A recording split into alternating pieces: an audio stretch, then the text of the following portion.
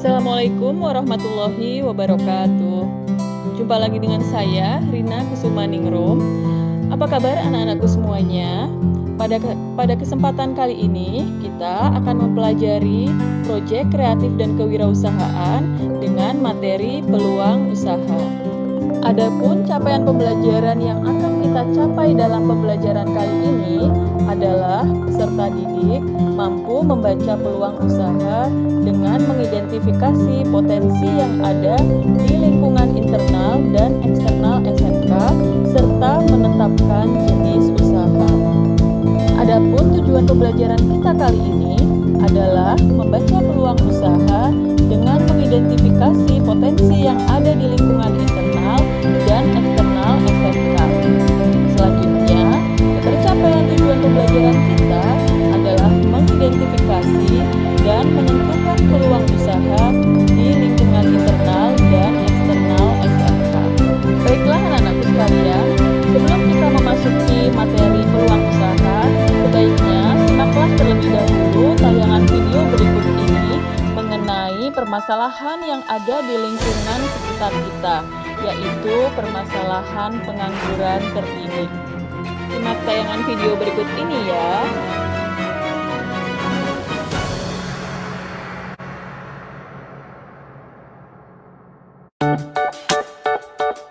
Assalamualaikum warahmatullahi wabarakatuh. Halo sahabat Mia Channel. Perkenalkan, nama saya Mia Dwi Anggreni. Tonton terus video ini sampai habis ya.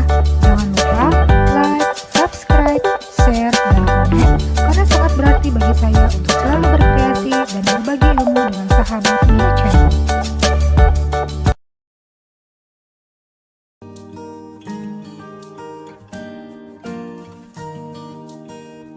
Assalamualaikum warahmatullahi wabarakatuh. Halo sahabat Mia Channel. Perkenalkan, nama saya Mia Dwi Anggreni. Kali ini saya akan membahas mengenai problematika dan inovasi pendidikan yang berfokus pada pengangguran terdidik di Indonesia.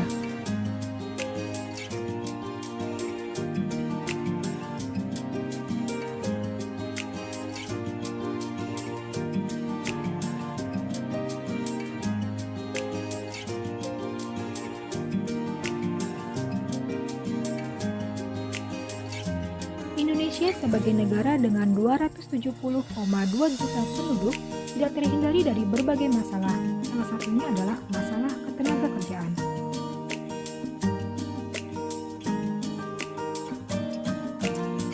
Pengangguran adalah suatu keadaan di mana seseorang yang tergolong dalam angkatan kerja tidak memiliki pekerjaan dan secara aktif sedang mencari pekerjaan.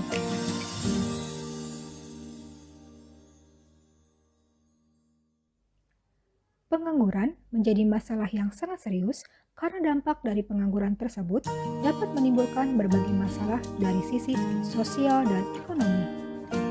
Dari segi sosial, pengangguran dapat memicu perilaku kejahatan. Sedangkan dari sisi ekonomi, kemakmuran masyarakat menjadi berkurang.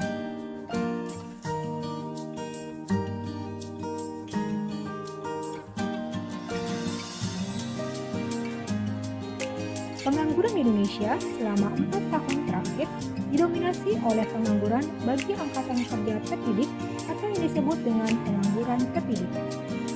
Usia pengangguran terdidik berusia 15 tahun ke atas dengan tingkat pendidikan SMA atau sederajat ke atas.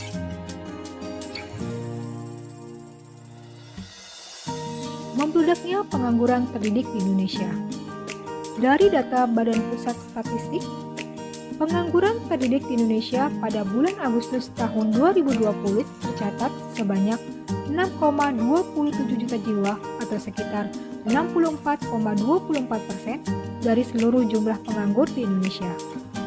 Angka tersebut melonjak drastis hingga 34,16% dibandingkan dengan Agustus tahun 2019. Meningkatnya pengangguran terdidik tidak lepas dari dampak pandemi COVID-19 ini. Dari pembludaknya pengangguran terdidik di Indonesia, mengidentifikasikan bahwa lulusan SMA sederajat dan perguruan tinggi yang diharapkan mampu memperbaiki bangsa ini ke depannya justru terjebak pada dilema pengangguran terdidik.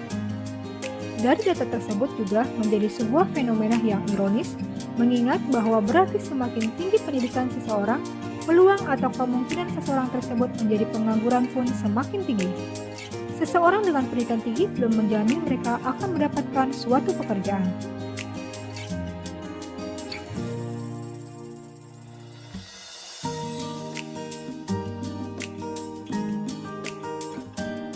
Mengapa hal ini bisa terjadi? Pengangguran terdidik ini terjadi karena membludaknya tenaga kerja terdidik, tapi pasar kerja yang kurang untuk menampung mereka.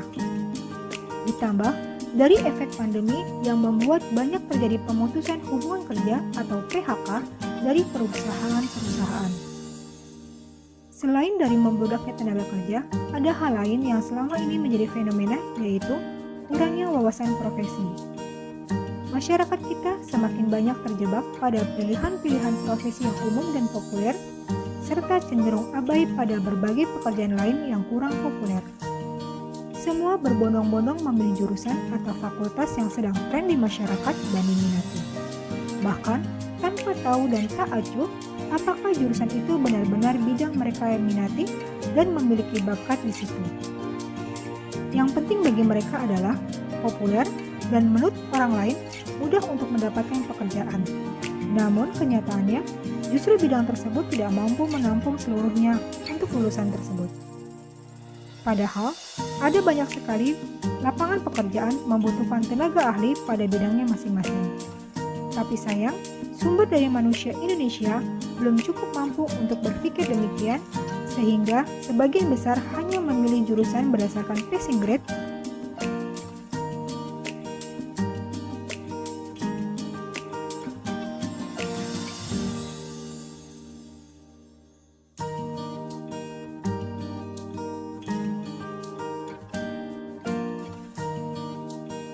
Penelitian dari Harvard Business Review menunjukkan bahwa seseorang yang masuk ke universitas tidak menjamin bahwa seseorang akan memiliki keterampilan yang berkualitas. Ijazah dan gelar juga tidak menjamin seseorang untuk mendapatkan pekerjaan yang layak. Hasil studi tersebut juga membantah tentang paradigma yang penting lulus dan dapat ijazah nanti cari kerja dengan mudah.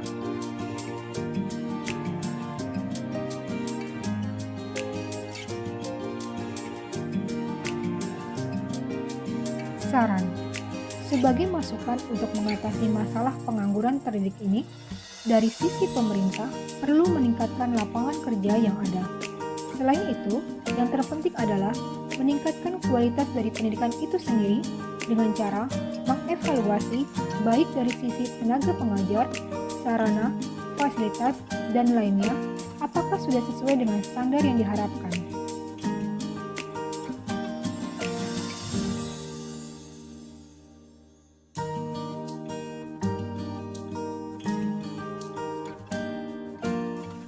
Dampak positif dari hal tersebut diharapkan seseorang yang terdidik dapat menjadi lulusan yang berkualitas sehingga dapat terserap dalam dunia kerja atau bahkan ia dapat mandiri menciptakan lapangan kerja sendiri. Selain itu, pembukaan program studi juga sudah semestinya diperhitungkan sesuai dengan kebutuhan. Misalkan, perguruan tinggi mesti membatasi jumlah mahasiswa dalam suatu jurusan karena jika berlebihan hanya akan mampu menimbulkan gelombang pengangguran. Perguruan tinggi di Indonesia juga sebaiknya berfokus pada orientasi untuk menciptakan lulusan yang memiliki kemampuan yang sesuai dengan kebutuhan pasar lapangan kerja.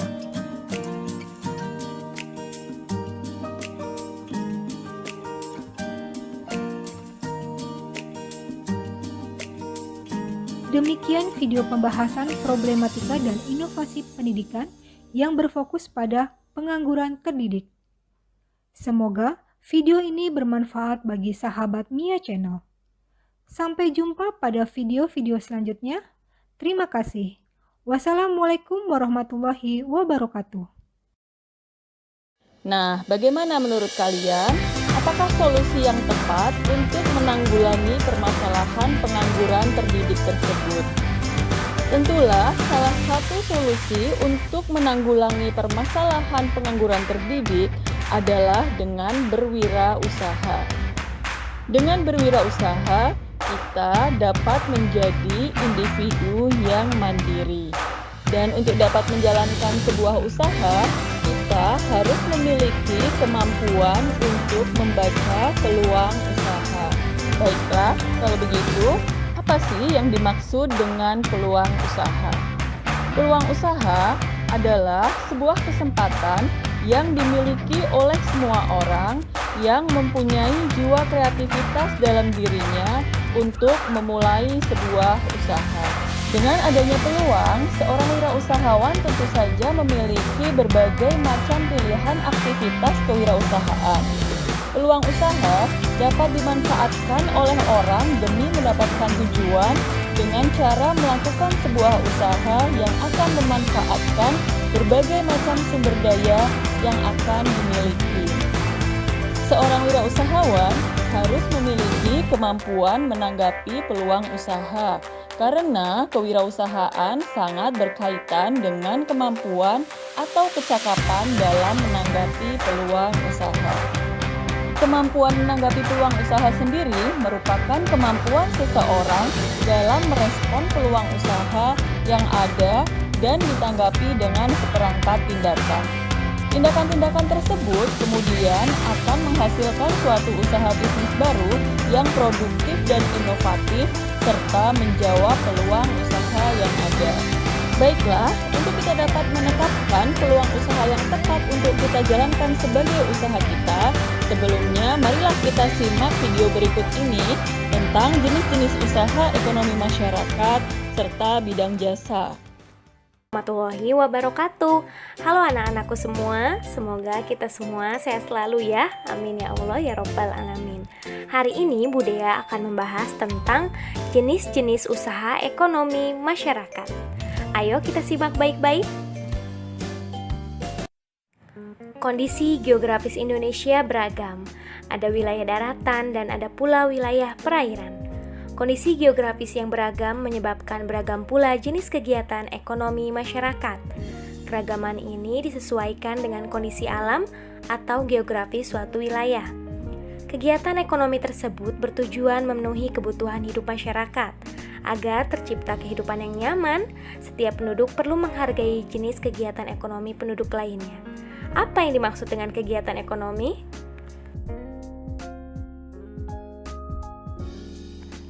Baik anak-anakku, apa yang dimaksud dengan kegiatan ekonomi?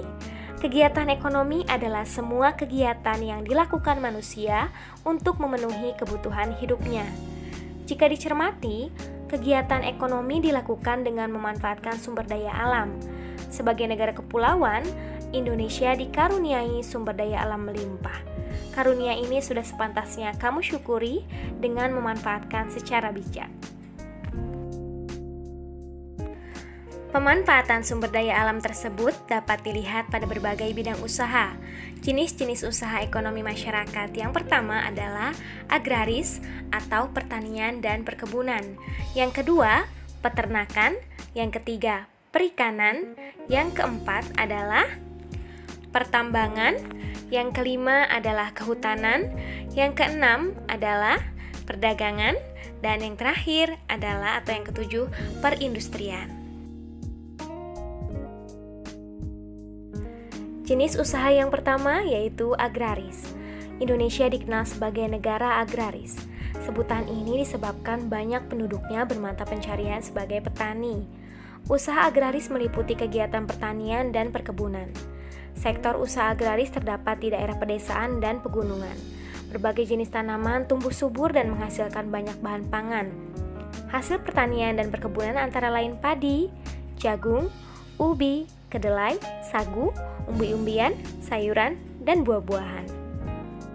Anak-anakku, bagaimana cara meningkatkan hasil produksi sektor agraris? Nah, ada beberapa cara nih. Yang pertama yaitu dengan cara intensifikasi. Intensifikasi adalah meningkatkan hasil pertanian tanpa meningkatkan luas lahan yang digunakan. Umumnya ini dilakukan dengan meningkatkan jumlah tanaman atau frekuensi penanamannya. Yang selanjutnya yang kedua ada ekstensifikasi. Ekstensifikasi adalah meningkatkan hasil pertanian dengan meningkatkan luas lahan yang digunakan. Ekstensifikasi dilakukan dengan membuka lahan pertanian baru. Dan yang ketiga yaitu ada diversifikasi. Apa yang dimaksud dengan diversifikasi? Yaitu memperbanyak jenis tanaman yang ditanam dalam satu lahan pertanian. Yang keempat yaitu ada rehabilitasi. Rehabilitasi apa? Rehabilitasi adalah meningkatkan hasil pertanian dengan meremajakan kembali atau memulihkan kesuburan dan kondisi tanam pada lahan pertanian lama. Dan yang terakhir ada mekanisasi. Apa yang dimaksud dengan mekanisasi? Mekanisasi adalah meningkatkan lahan pertanian dengan menggunakan peralatan mekanik untuk mengolah lahan, sehingga tingkat produksi meningkat dan semakin banyak tanaman yang bisa ditanam.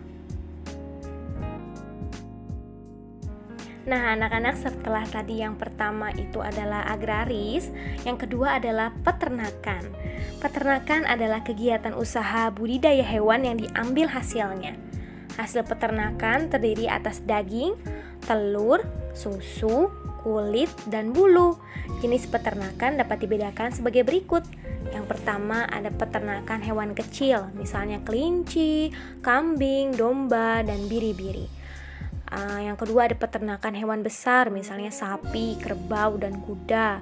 Dan yang ketiga ada peternakan unggas, misalnya ayam, itik, burung, dan puyuh. Yang ketiga adalah perikanan. Perikanan secara umum dibagi menjadi dua, perikanan darat dan perikanan air laut. Perikanan darat biasanya adalah ikan-ikan air tawar seperti lele, nila, mujair, dan sebagainya. Sedangkan perikanan air laut yaitu usaha menangkap ikan di pantai atau laut, dan ikan-ikan yang dihasilkan juga berasal dari laut, misalnya seperti udang, kerang, lalu ada yang lainnya rumput laut, mutiara, dan garam. Seperti itu ya. Yang keempat adalah pertambangan. Dilihat dari kondisi geologisnya, wilayah Indonesia mengandung banyak barang tambang. Potensi barang tambang yang melimpah hendaknya dimanfaatkan bagi kemakmuran masyarakat. Barang tambang dapat dibedakan sebagai berikut. Ada yang pertama, barang tambang mineral logam, misalnya emas, perak, tembaga, timah, bauksit, dan nikel. Atau yang kedua, barang tambang mineral non-logam, misalnya belerang, marmer, dan batu gamping. Dan yang ketiga, barang tambang sumber energi, misalnya minyak bumi, batu bara, dan gas alam. Yang selanjutnya, yang kelima, yaitu kehutanan. Hutan Indonesia berperan penting sebagai paru-paru dunia. Hutan juga berfungsi sebagai tempat berkembangnya berbagai fauna. Dari segi lingkungan, hutan menjadi daerah resapan air hujan. Hasil hutan Indonesia antara lain kayu jati, meranti, ulin damar, dan rotan. Semoga hutan Indonesia tetap terjaga sepanjang masa. Yang keenam adalah perdagangan. Perdagangan adalah kegiatan membeli barang dagang dan menjualnya kembali kepada konsumen. Kegiatan perdagangan tidak hanya mencakup satu daerah atau satu negara ya, akan tetapi kegiatan perdagangan dapat dilakukan antar negara. Secara ekonomi, kegiatan perdagangan antar negara ditandai dengan ekspor-impor. Ekspor adalah usaha menjual barang dari dalam negeri ke pasar luar negeri, sedangkan impor adalah usaha memasukkan barang dari negara lain ke pasar dalam negeri. Seperti itu. Dan yang terakhir dari jenis-jenis usaha ekonomi masyarakat yang ketujuh yaitu perindustrian. Perindustrian adalah kegiatan mengubah bahan mentah menjadi barang setengah jadi atau barang jadi. Atau biasanya kita melihat pabrik ya. Contoh industri di Indonesia adalah industri makanan dan minuman, kosmetik, obat-obatan, garmen, serta elektronik. Oke, selanjutnya anak-anakku, setelah tadi kita mengetahui jenis-jenis usaha ekonomi masyarakat, sekarang kita akan mengetahui tentang jenis-jenis usaha bidang jasa. Apa yang dimaksud dengan bidang jasa? Bidang jasa adalah berkaitan dengan pemberian layanan kepada konsumen. Contoh-contoh usaha jasa di antara lain yang pertama pariwisata, yang kedua yaitu perbankan, yang ketiga kesehatan, yang keempat hukum, dan yang kelima adalah keuangan. Baik anak-anak, sekian pembahasan pembelajaran materi hari ini. Semoga bermanfaat dan mohon maaf apabila ada kesalahan. Wassalamualaikum warahmatullahi wabarakatuh. Tetap semangat, sampai jumpa di pembelajaran selanjutnya. Terima kasih. Terima kasih telah mengikuti pembelajaran kali ini ya. Semoga kalian makin pintar dan kreatif. Sampai jumpa lagi pada pembelajaran berikutnya. Dan wassalamualaikum warahmatullahi wabarakatuh.